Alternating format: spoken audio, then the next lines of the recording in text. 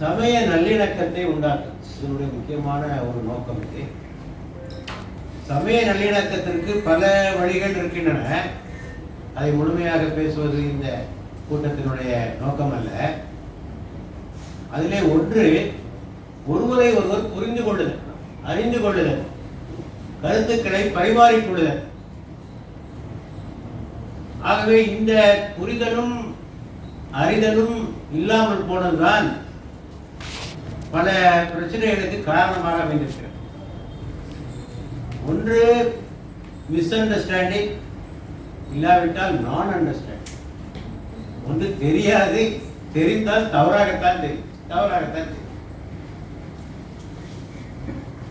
அல்லது மூன்றாவது மனிதர் மூலமாக தெரியும். பக்கத்து வீட்டிலே பாய் இருப்பார், கிறிஸ்தவர் இருப்பார், இந்து இருப்பார். அவர்கிட்ட கேட்க மாட்டான் உங்க மதத்தை பற்றி, உங்களுடைய மதத்தவர் பற்றி, அவருடைய நம்பிக்கை, கலாச்சார மரபுகள், அவர்கள் எதிர்கொள்கின்ற பிரச்சனைகள். என்ன பாய் பேப்பர்ல இப்படி வந்திருக்கேன், என்ன முத்தலாக்குன்றான, என்ன வாயா சொல்றீங்கன்னு சொல்லுங்கய்யா கேட்க மாட்டான். பேப்பர்ல தான் தெரிஞ்சுக்கிறோம், புதுசா புரிஞ்சுக்கிற முடியாது. அந்த உண்மை நிலையை தெரிந்து கொள்வது என்பது கடினம். ஆகவே இது போன்ற நிகழ்ச்சிகளின் மூலமாக நாம் ஒருவர் அறிந்து கொள்கிறோம். இந்தியா ஒரு பன்மை சமுதாயமாக இருக்கிறது. இந்த பன்மை சமுதாயத்தில் ஒருவர் அறிந்து கொள்ளாத வரையில் அங்கே ஒரு அமைதியான வாழ்க்கைக்கு இடமே இல்லை. நான் பல பேருக்கு மாணவ சுழற்சியை பற்றி சொன்னார். கிட்டத்தட்ட 10-15 ஆண்டுகள் தமிழ்நாட்டினுடைய பல்வேறு இடங்களில் நாங்கள் அந்த நிகழ்ச்சிகளை நடத்தி பிரசமய சமுதாயத்து மக்களை அழைத்து, உங்களுக்கு என்ன கேள்வி வேணாலும் கேள்வியா, எதாவது இஸ்லாத்தை பற்றி எது வேணாலும் கேட்கலாம் சார், இந்த கேள்வி கேட்கலாமா, கேள்வியா கூட்டமே அதுக்காக வச்சிருக்கோம். அப்புறம் கூட்டம் முடிஞ்ச பிறகு சொல்வார்கள், அப்படியா சார், இது தெரியாத சார், எங்களுக்கு நாங்கள் இது தெரியாம நாங்கள் என்னெல்லாமோ உங்களை பற்றி இடம் போட்டு வச்சிருந்தோமே, இதுதான் உண்மை இல்லையா என்று கேட்ட பிறகு உள்ளத்திலே இருந்த பகைமை, வெறுப்பு, துவேஷம், ஆச்சரியம், காழ்ப்புணர்வு எல்லாம் அகன்று போவதை நாம் பார்த்தோம். ஆகவே நாம் ஒருவர் புரிந்து கொள்வதற்காக இந்த நிகழ்ச்சியை ஏற்பாடு செய்தோம். இன்னொரு நோக்கம், நம்முடைய ஆன்மாவை பலப்படுத்தும். strengthening our spirit, உள்ளத்தை தூய்மைப்படுத்தும். இத்தகைய நிகழ்ச்சிகள் மூலமாக மனத்துக்கண் வாசிலனாகல். இன்றைக்கு பெரிய நம்ம நாட்டிலே இருக்கின்ற மிகப்பெரிய பஞ்சமே ஒழுக்க பஞ்சம்தான். பெரிய பஞ்சம். தலைமை நீதிபதியிலிருந்து கீழே உள்ள ஆள் வரை, தலைமை அமைச்சரிலிருந்து கீழே வரை நீக்கமர நிறைந்திருக்கின்ற இந்த ஒழுக்கக்கேடுகள், லஞ்சம், லாவண்யம், ஊழல், செய்கின்ற வேலையிலே அலட்சியம், அக்கறையின்மை. சொன்னார்கள், இந்தியாவை பீடித்திருக்கிற பகைகள்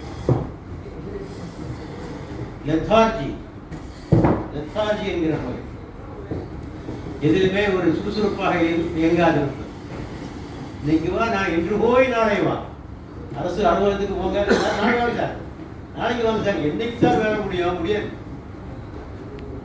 இங்க இருக்கிற ஃபைல் எடுத்து இந்த தரத்துக்கு 5 நாள் ஆகும். 5 நாள் லெத்தார்ஜி. ரெண்டாவது ஊழல். எங்கு பார்த்தாலும் ஊழல். யார்கிட்ட போய் கம்ப்ளைண்ட் பண்றது தெரியல. கீழதிகாரியை பற்றி மேலதிகாரிகிட்ட கம்ப்ளைண்ட் பண்ண முடியாது. அவருக்கு மேல இருப்பாரு. அவரு அமைச்சர்கிட்ட போராட்டம் தான், அமைச்சர் இவர்கிட்ட தான் மிஷின் வாங்கிட்டு இருக்காரு. நான் இந்த இடத்துக்கு வர்றதுக்கு எவ்வளவு ரூபா கொடுத்துருக்கேன் தெரியுமா? அமைச்சர்கிட்ட பேச. அடுத்தபடியாக இன்எஃபிஷியன்ஸ், திறமை குறைவு, அலட்சியம். எந்த ஒரு வேலையிலும் ஒரு அலட்சிய மனப்பான்மை. லெத்தார்ஜி, கரப்ஷன், இன்எஃபிஷியன்சி இவையெல்லாம் நமது நாட்டை விட்டு போகாத வரை எத்தனை அரசுகள் மாறினாலும், எத்தனை கட்சிகள் மாறினாலும் நிலைமையிலே ஒன்றும் பெரிய மாற்றம் இராது. புரிந்து கொள்ளுங்க. ஆகவே அவற்றையெல்லாம் சரிப்படுத்தி மக்களை ஆன்மீக சிந்தனை உள்ளவர்களாக, தூய்மை படைத்தவர்களாக, மனசாட்சிக்கு பயப்படுபவர்களாக அவர்களை மாற்ற வேண்டும் என்பது வந்து ஜமாத் இஸ்லாமியினுடைய நோக்கங்களிலே ஒன்று. திருக்குர்ஆன் அதைத்தான் சொல்லுகிறது. அது அஃபலஹ மன் தஸக்கா, எவன் தனது உள்ளத்தை தூய்மைப்படுத்தினானோ அவன் வெற்றி அடைந்து விட்டான். பெரிய வெற்றி மனசு சுத்தப்படுத்துறதாங்க. ஊரெல்லாம் சுத்தப்படுத்திடலாம், மனசை சுத்தப்படுத்த முடியாது. மனசு சுத்தப்படுத்துறது ரொம்ப கஷ்டமான காரியம். ஆகவே மனதில் நிறைந்திருக்கின்ற பொறாமை, ஆணவம், நயவஞ்சகம், பேராசை, பொருளாசை, பதவி ஆசை, புகழாசை இவற்றால் உள்ளம் நிரம்பி வழிகிற போது எங்கே மாற்றம் கிடையாது. ஒரு மாற்றம் நிகழ, ஒன்றும் நிகழ. இவற்றையெல்லாம் மாற்றி அவனை மனத்துக்கண் மாசிலனாக ஆக்குவது, உள தூய்மை உள்ளவர்களாக அவர்களை உருவாக்குவது என்பதும் இந்த நிகழ்ச்சியினுடைய ஒரு நோக்கமாக இருக்கிறது.